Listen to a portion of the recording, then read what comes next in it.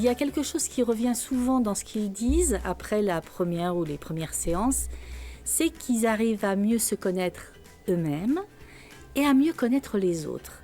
Et je crois que ça, c'est déjà un atout, c'est que quelquefois le groupe classe, voilà, on est en cours de français, de maths, mais on n'a pas la même approche que là, on va se rencontrer d'une autre façon.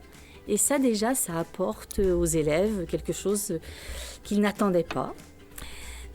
Donc ça, c'est important. On a été là où on va jamais.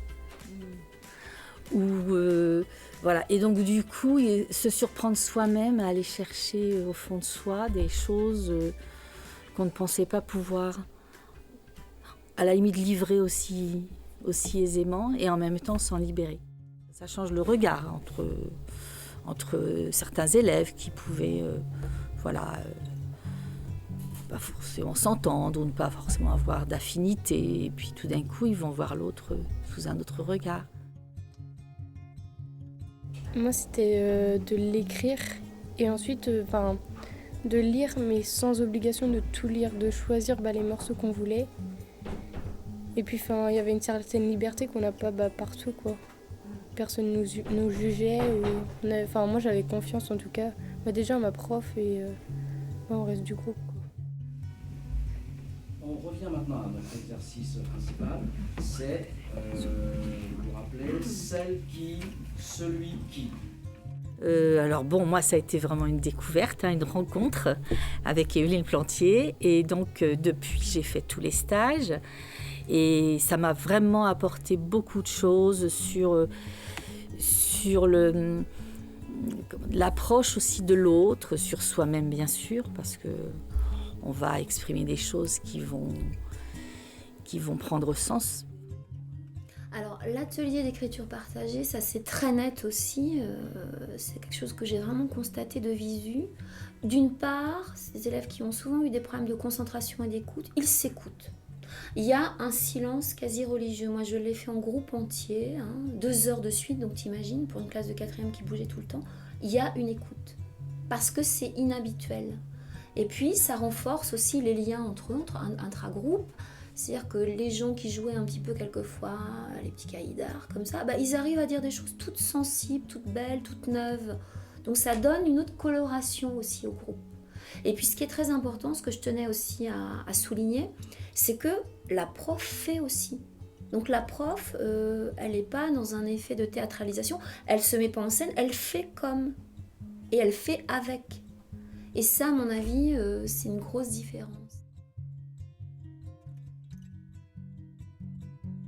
Et je crois que l'atelier d'écriture rétablit aussi un juste milieu dans la confiance et l'autonomie. Peut-être que je sais faire pour le coup, puisque je produis des choses poétiques, même si c'est court, instinctives, jolies, quelquefois graves. Pour un enseignant, c'est énorme, quoi. C'est un vrai cadeau. J'étais partie dans l'idée de je sais pas écrire, j'ai pas de talent là-dedans. Et en fait, ça a été une surprise énorme. Et c'était génial. Et non, vraiment, c'était hyper intéressant à faire. Moi, j'avais jamais fait ça.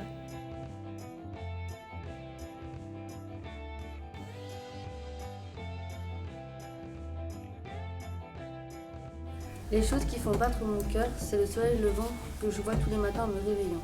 Les choses qui font battre mon cœur, c'est cette sensation de vitesse sur cette moto. Les choses qui font battre mon cœur, c'est cette chanson que j'écoute en boucle. C'est un moment d'écoute, de partage.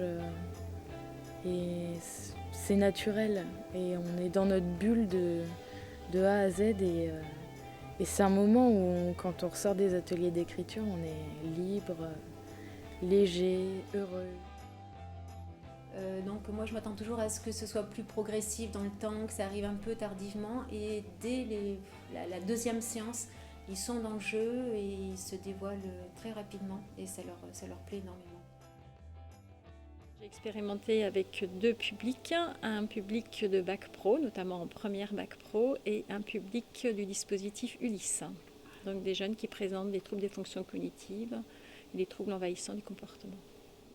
j'avais été conseillée par une collègue, une enseignante spécialisée en Ulysse, qui me disait que c'était aussi un moyen pour ces jeunes en difficulté de pouvoir s'exprimer. Je suis arrivée avec des doutes et en fait je me suis dit que c'est vraiment possible à tous, à tout âge, à toute période de vie, et que c'est vraiment une chance de pouvoir vivre cette expérience. D'abord personnellement pour ensuite la reproduire. Quand j'ai vécu la formation, je me suis dit finalement c'était ce que j'attendais. Je pense que vivre la formation est indispensable et je pense que les ateliers d'écriture ont rejoint vraiment ce pourquoi j'enseigne, c'est-à-dire pour créer du sens. Enfin, c'est ce qui me fait vivre comme enseignante, quoi. Travailler toujours sur le sens. Pourquoi on est là, quoi.